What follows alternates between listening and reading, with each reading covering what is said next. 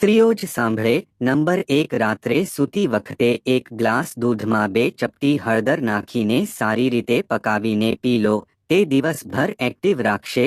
Number 2, સવારે ઉઠ્યા પછી 2 ગ્લાસ નવશેકું પાણી પીવો. શરીરમાંથી ખરાબ ચરબી ઓછી થઈ જશે.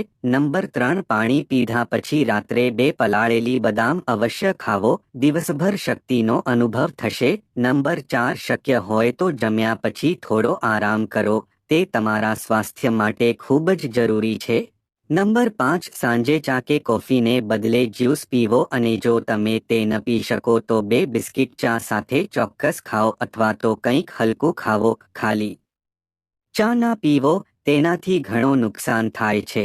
અમે સ્ત્રીઓ જે આખા કુટુંબની, આપણી જાતની સંભાળ લઈએ છીએ તે પોતાની કાળજી લેવાનું ભૂલી જાય છે. તમારી પણ સંભાળ રાખો.